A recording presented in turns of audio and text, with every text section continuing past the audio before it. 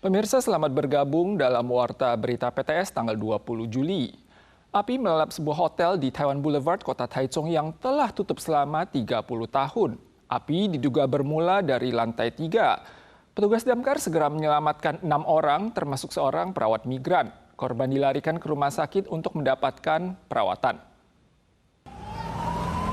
Kebakaran terjadi di persimpangan Taiwan Boulevard dan Chonghua Road. Api diduga bermula dari lantai 3. Sebanyak 2 pria dan 4 wanita, termasuk seorang PMA dan seekor anjing, segera menuju atap bangunan. Petugas damkar berhasil mengevakuasi ke-6 korban yang mengalami gangguan akibat menghirup asap. Bangunan berlantai 5 di Taichung ini sebelumnya merupakan Northwest Hotel yang telah berhenti beroperasi 30 tahun lalu dan direnovasi sebagai hunian multi-unit saat ini. Penyebab kebakaran masih dalam investigasi. Air di bagian hilir Sungai Wan Li Hualien berubah menjadi keruh pada pagi ini, menimbulkan kekhawatiran terkait potensi luapan air. Sementara itu, wilayah sentral, utara, Yilan, Hualien, dan area pegunungan berpeluang diguyur hujan lebat yang disertai petir pada sore ini. Cuaca utara Taiwan pagi ini masih panas menyengat mencapai suhu 32 hingga 35 derajat Celcius. Lembah Hualien dan Taitung bahkan menembus 36 derajat Celcius. Meski begitu, potensi hujan petir singkat diperkirakan akan turun hingga besok. 在中南部地区的话，以及外岛的澎湖这些地方的话，整天都是会有一些不定时的短暂阵雨或是雷雨出现。而在其他地方的话，则还是维持午后雷阵雨的一个天气为主。 Sementara itu, air Sungai Wanli di Hualien berubah keruh pada pagi hari.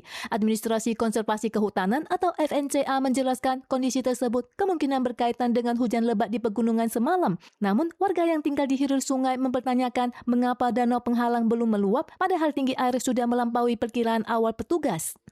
应该要给我们确定的那个时间溢流点，因为我们已经等太久十几天了。 Otoritas terkait menyatakan saat ini ketinggian air danau penghalang Sungai Wanli telah mencapai 1.088 meter. Luapan air tertunda akibat longsoran susulan di sekitar lereng ditambah curah hujan yang rendah di pegunungan serta meningkatnya resapan air. Pusat Tanggap Bencana mencabut status siaga merah karena diperkirakan waktu luapan danau penghalang masih akan tertunda. Dengan dicabutnya status tersebut, warga yang sebelumnya dievakuasi diizinkan kembali ke rumah masing-masing. Meski demikian, pemerintah mengimbau jika siaga merah kembali diberlakukan, warga wajib mengevakuasi diri ke pusat penampungan dalam waktu paling lama 2,5 jam. Isu keamanan pangan kembali mencuat. Biro Kesehatan Kota Tainan melakukan pemeriksaan acak terhadap produk bihun merek Nongkeng yang diproduksi oleh perusahaan industri Minggut di kota Hsinchu dan menemukan kandungan zat formaldehida yang dilarang penggunaannya. Pihak berwenang telah memerintahkan penarikan produk dari peredaran dan mewajibkan perusahaan untuk melayani pengembalian uang. Sebanyak 4 varian pada 7 batch produk merek Nongkeng telah ditarik dari peredaran, mencakup bihun cuosui, bihun jamur dan minyak bawang merah dan bihun Hsinchu. Dari 4.740 kemasan, 867 di antaranya telah ditarik. Biro Kesehatan mengingatkan bihun asli seharusnya berwarna kekuningan atau putih dengan corak krem. Jika produk tampak putih bersih atau transparan, kemungkinan produk tersebut mengandung bahan pemutih. Konsumen yang khawatir akan residu formaldehida dapat merendam bihun selama 15 hingga 30 menit, mengganti air, lalu memasaknya tanpa menggunakan penutup panci. Skandal minyak benzopiren telah menggarisbawahi isu keamanan pangan dan mempersengit perdebatan legislatif terkait peraturan keamanan pangan. Sejak kemarin, legislator dan kandidat partai KMT menggelar aksi mogok makan di Ketagalan Boulevard untuk mengecam pemerintah yang dinilai bertindak lamban. Mereka menuntut percepatan amandemen undang-undang dan mendesak penerapan denda yang lebih berat bagi pelaku usaha yang tidak mematuhi aturan. Sementara itu, Partai DPP mengakui adanya celah dalam UU Keamanan Pangan saat ini dan mendorong kerjasama lintas partai untuk memperkuat mekanisme pengawasan keamanan pangan.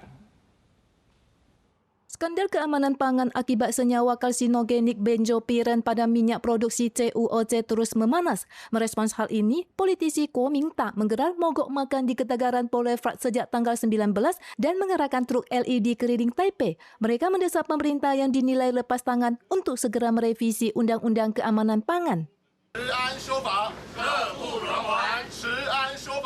Legislator KMT menilai pengawasan keamanan pangan saat ini masih lemah. Mereka menuntut perbaikan sistem hukum dengan penerapan prinsip nol toleransi, nol kelengahan. Fokus utamanya adalah membangun mekanisme pencegahan dari sumber, penarikan produk secara preventif, serta menjamin perlindungan kepada karyawan informan yang melaporkan pelanggaran. 强制标示主要原料的原产地，不能只写着台湾制造，让消费者完全不知道黄豆油料的来源来自哪一个国家，彻底防堵洗产地的疑虑。 Selain wajib mencantumkan asal bahan baku, KMT mengusulkan denda maksimal dinaikkan dari 200 juta dolar Taiwan menjadi 1 miliar dolar Taiwan. Di sisi lain, Partai DPP menyerukan kerjasama lintas partai untuk merevisi undang-undang guna menyempurnakan mekanisme pengawasan keamanan pangan. 如何把这个不足的部分好好的补上？那我觉得也是我们必须要蓝绿合作，在立法院好好修法的工作。 Sekretaris Fraksi DPP Fan Yun mengimbau seluruh pihak bekerjasama menyempurnakan Undang-Undang Keamanan Pangan. Menanggapi seruan aksi KMT di Kedegaran Boulevard pada tanggal 25 kelak, ia menegaskan bahwa Taiwan adalah negara demokratis yang menghormati kebebasan berpendapat. Serangkaian gempa dangkal bermagnitudo 5,1 dan 3,7 skala Richter mengguncang wilayah sentral Pegunungan Andes di Peru kemarin, menyebabkan puluhan rumah tradisional setempat runtuh. Setidaknya 6 orang dilaporkan tewas dan ratusan lainnya kehilangan tempat tinggal. Pada tanggal 18 malam sekitar pukul 21.30 waktu setempat, Peru diguncang 2 gempa beruntun bermagnitudo 5,1 dan 3,7 SR. Gempa dangkal sedalam 10 km ini berpusat di dekat kota Chupaca, kawasan tengah Pegunungan Andes. Wilayah pertanian di Legion Junín menjadi daerah yang paling parah terdampak. Puluhan rumah tua dari bata lumpur dan jerami roboh, sementara sebuah biara yang dibangun pada abad ke-16 juga mengalami kerusakan struktur yang sangat parah. Hemos salido con todos mis hijos, mi esposo, todos hemos salido. Fui a su casa de mi mamá su casa también todo se había destruido ya. Le hemos sacado, apenas le hemos tratado de sacar. Pasca gempa utama, sedikitnya tercatat 12 gempa susulan terbesar bermagnitudo 3,7 dan 3,4 SR. Kondisi ini membuat sekitar 300 warga memilih bermalam di stadion karena takut kembali ke rumah. Gempa terjadi pada tengah malam saat warga tertidur sehingga dikhawatirkan masih ada korban hilang yang tertimbun reruntuhan. Peru sendiri berada di kawasan cincin api Pasifik dengan rata-rata 400 hingga 900 gempa saban tahunnya. Tahun ini sudah tercatat 450 gempa yang artinya masih dalam batas normal. Meski begitu, gempa kali ini merupakan bencana paling parah yang menerjang wilayah tengah Pegunungan Andes sejak tahun 1969. Sekian Warta Berita PTS, terima kasih.